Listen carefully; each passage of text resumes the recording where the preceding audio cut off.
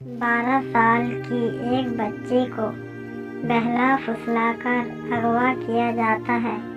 फिर उसे वैश्य वृद्धि के लिए ट्रेनिंग दी जाती है और उसके बाद उसे धंधे में धकेल दिया जाता है। इस लड़की का कहना है कि 4 सालों में उसके साथ 42,000 बार से ज़्यादा बलात्कार किया गया। जो होटल वेश्यावृत्ति के लिए बदनाम था, एक दिन जब वहां पुलिस ने छापा मारा और होटल में मौजूद तमाम दलालों और ग्राहकों को भागने पर मजबूर कर दिया। पुलिस की यह कार्रवाई देखकर काजल को उम्मीद जगी कि काजल की कहानी इससे 1 साल पहले शुरू हुई थी, जब वह 12 साल की थी।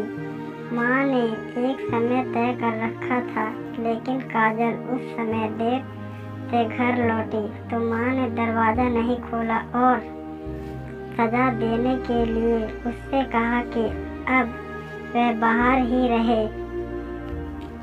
कुछ देर रोने के बाद काजल घर के बाहर गली में बैठी थी। तभी वहाँ 22 साल का एक लड़का राज आया और उसने काजल से बात करना शुरू किया।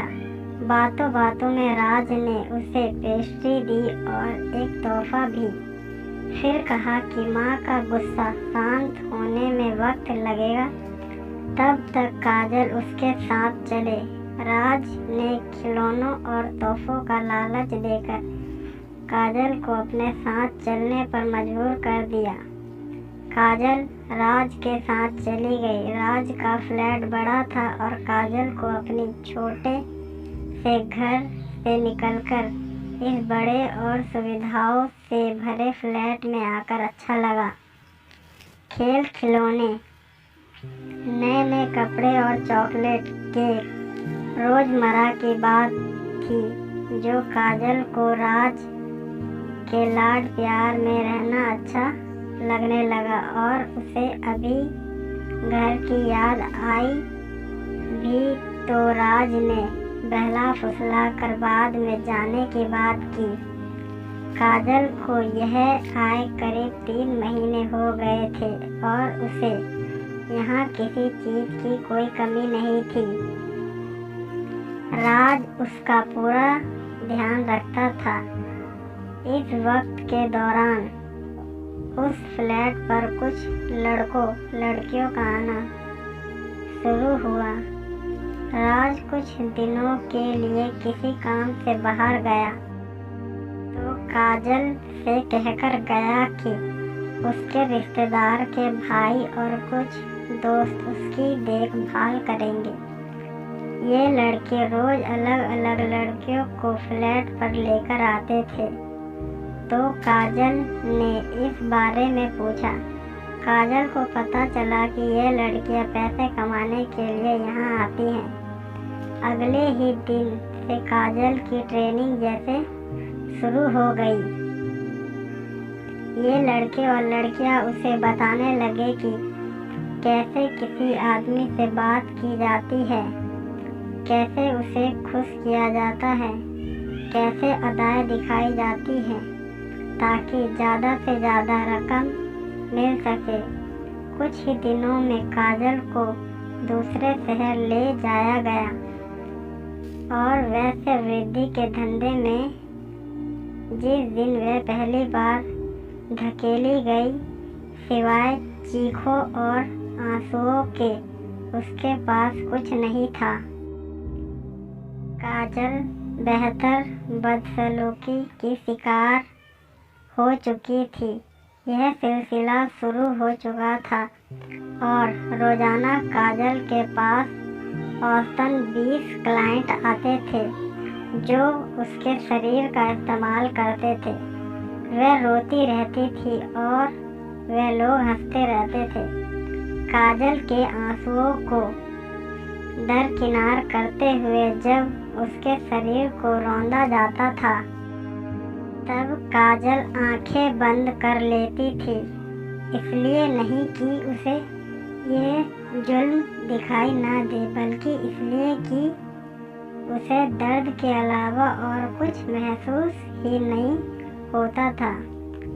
इन बंद आंखों से लगातार आंसू बहते रहते थे, जो अगले कुछ दिनों बाद सूख भी चुके थे। वक्त बीतता जा रहा था और कस्टमर बढ़ते जा रहे थे।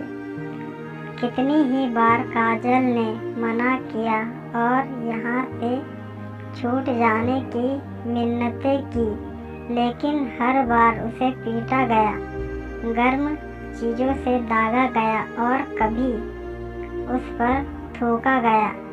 एक बार धंधे में सरगना के काजल को एक कस्टमर के साथ जब इमोशनल होते देखा तो लाद घूंसों से पिटाई करने के बाद उसे सख्त हिदायत दी कि प्यार नहीं करना, बस वेश्या की तरह बर्ताव कर ज़्यादा पैसे इकट्ठा करना है। 1 साल हो चुका था काजल को यह जिंदगी जीते हुए।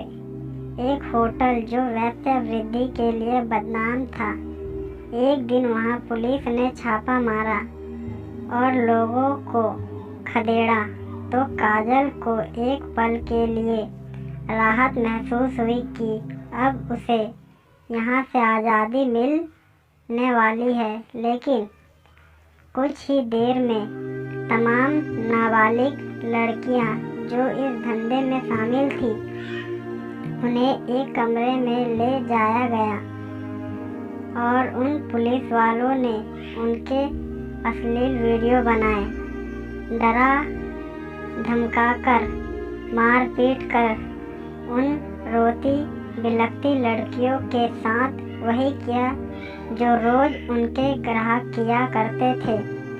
अब काजल पूरी तरह टूट चुकी थी और उसे कोई उम्मीद नहीं थी कि वह कभी यहाँ से छूट पाएगी। कई शहर, कई होटल, कई कमरे और कई लोग काजल के शरीर का इस्तेमाल कर चुके थे। कुछ एक बार भागने की कोशिश नाकाम हो चुकी थी। उसके साथ ही कुछ लड़कियां को भागने की सजा देखकर उसकी रूह कांप चुकी थी। 2 साल और गुजरने के बाद करीब 15 साल की उम्र में काजल ने एक बेटी को जन्म दिया। यह लम्हा काजल के लिए खास नहीं बल्कि डरावना और दर्दनाक था। इस नन्ही सी जान का इस्तेमाल धंधे के मुखियाओं ने काजल के खिलाफ किया। जैसे ही कुछ दिनों में काजल का दिल इस बच्ची से जुड़ गया तो बच्ची को उससे छीन लिया गया और काजल को अब इस बच्ची की जान लेने की धमकी देकर उससे मनचाहे ढंग से इस्तेमाल किया गया। 1 साल तक अपनी बच्ची को ना देख सकी काजल जब हर तरफ से मायूस हो चुकी थी, तब एक दिन अचानक कुछ एंटी ट्रैफिकिंग ऑपरेशन यानी मानव तस्करी के खिलाफ मुहिम चलाने वाली एक टीम उस ठिकाने पर पहुंची। इस टीम ने काजल समेत कई लड़कियों को इस धंधे से आज़ाद करवाया। इन लड़कियों को दोबारा बसाने की कोशिश की गई। काजल के बयान के मुताबिक उसकी बच्ची को भी वापस लाकर काजल को सौंपा गया। 16 साल की उम्र थी इस वक्त काजल की जब 4 साल बाद काजल इस दलदल से निकल सकी।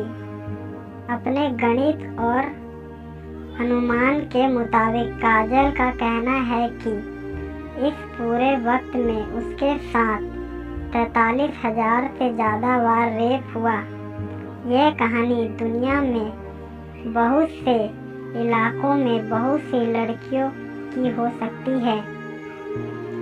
और अगर आप मानव तस्करी और वेश्यावृत्ति की दुनिया के बारे में जानोगे तो ऐसी कितनी ही कहानियों से वाकिफ होंगे।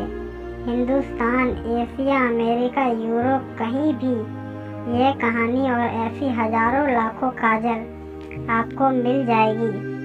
लेकिन यह कहानी है कार्ला की, जिन्हें मैक्सिको में इस जिंदगी से गुजरना पड़ा। अब कार्ला 24 साल की है, जो महिलाओं के प्रति होने वाले इन अपराधों के खिलाफ खुलकर बोलती है और जागरूकता लाने की कोशिश कर रही है। पॉप से लेकर यूएस कांग्रेस तक कार्ला अपनी कहानी बयान कर चुकी है। कार्ला की कहानी को यूएस के मिंक्स लॉ में बतौर साक्षात मानवकर निर्देशक तय किए जा चुके हैं। यह संदेश है कार्ला का, जो आने वाले समय में बच्चियों को बचाने के लिए अपनी कहानी सुना रही है और मानव तस्करी के व वेश्यावृत्ति के उलझे हुए कारोबार के खिलाफ लड़ाई लड़ने के लिए